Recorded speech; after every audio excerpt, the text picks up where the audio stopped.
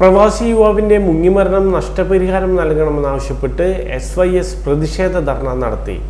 വരന്തരപ്പള്ളി പഞ്ചായത്തിലെ കുണ്ടായി നായാട്ടുകുണ്ട് കാരിക്കടവ് പുഴയിൽ മുങ്ങിമരിച്ച വലിയകത്ത് വീട്ടിൽ കുഞ്ഞു മുഹമ്മദിന്റെ മകൻ നസീബിന്റെ ആശ്രിതർക്ക് നഷ്ടപരിഹാരം നൽകണമെന്നാവശ്യപ്പെട്ട് ഹാരിസൺ മലയാളം കുണ്ടായി ഓഫീസിലേക്ക് SYS മറ്റത്തൂർ സർക്കിൾ കമ്മിറ്റിയുടെ നേതൃത്വത്തിൽ പ്രകടനവും പ്രതിഷേധ ധർണയും നടത്തി.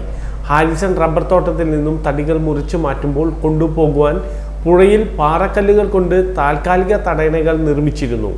ഇതിനിടയിലൂടെ വെള്ളം ഒഴുകി പോകാനായി സിമെന്റിന്റെ 2 കുഴലുകളും സ്ഥാപിച്ചിട്ടുണ്ട്. അവ പുഴയുടെ ഉള്ളിലായതിനാൽ പുറത്തേക്ക് കാണാൻ കഴിയുമായിരുന്നില്ല. അടിയൊഴുക്കിൽപ്പെട്ട് കുഴലിനകത്ത് അകപ്പെട്ടാണ് നസീബ് മരണപ്പെട്ടത്. ആവശ്യം കഴിഞ്ഞിട്ടും 2 വർഷമായി പൊളിച്ചു മാറ്റാതിരുന്ന നിരുത്തരവാദ സമീപനത്തിന്റെ ഇരയായി മാറുകയായിരുന്നു നസീബ്. 2 കുടുംബങ്ങളുടെ അത്താണിയായിരുന്നു നസീബ്. പ്രതിഷേധ ധർണ SYS ജില്ലാ ജനറൽ സെക്രട്ടറി ഷമീർ എറിയാട് ഉദ്ഘാടനം ചെയ്തു. തൃശൂർ സോൺ പ്രസിഡന്റ് അഷ്റഫ് സാദി അധ്യക്ഷനായി. സദറുദ്ദീൻ കൊടാലി, ഷഫീഖ് സഖാഫി, ഷിഹാബ് സഖാഫി, അനീഷ് ഹസൻ, റഷീദ് പാന്തോടി, ഹബീബ് സഖാഫി, അബൂബക്കർ ചൊക്കന, സുഫിയാൻ കോടാലി എന്നിവർ നേതൃത്വം നൽകി. Zone general secretary Afsal Mambra സ്വാഗതവും സർക്കിൾ പ്രസിഡന്റ് ഷരീഫ് പത്തുകുളങ്ങര നന്ദിയും പറഞ്ഞു.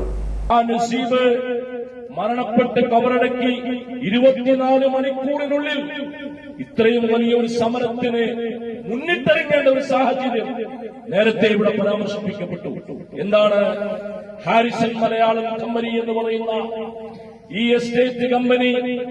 ആ കമ്പനിക്കുള്ളിലെ മരങ്ങൾ മുറിച്ചു മാറ്റി ആ മരങ്ങൾ കൊണ്ടുപോകുന്നതിനു വേണ്ടി ഇവിടത്തെ മുപ്പിയം പുഴയുടെ മുകളിൽ അവർ ഓവുചാലുകൾ തടയണ നിർമ്മിച്ചുകൊണ്ട് വാഹനങ്ങളിലൂടെ മരങ്ങൾ കൊണ്ടുപോകാൻ വേണ്ടി സംവിധാനിച്ചപ്പോ സാധാരണഗതിയിൽ അത് കഴിഞ്ഞ ഉടനെ ആ തടയണ പൊളിച്ചു മാറ്റി അവർ സുഗമമായി വെള്ളം ഒഴുക്കുന്നതിനുള്ള ഒരു സംവിധാനം ചെയ്യാറ് പതിവാണ്.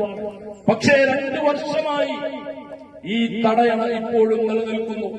ഇതിനു മുമ്പ് നിരവധി ആളുകൾ അവിടെ കുടുങ്ങി അള്ളാഹുവിന്റെ വലിയ അനുഗ്രഹം കൊണ്ട് മരണത്തിൽ എത്തിപ്പെടാതെ രക്ഷപ്പെട്ട അനുഭവങ്ങൾ പലരും പറയുകയുണ്ടായി.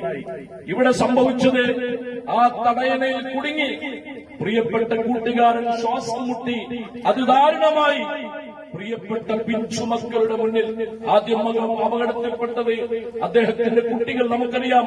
16ഉം 9ഉം വയസ്സുള്ള 2 ചെറിയ മക്കൾ.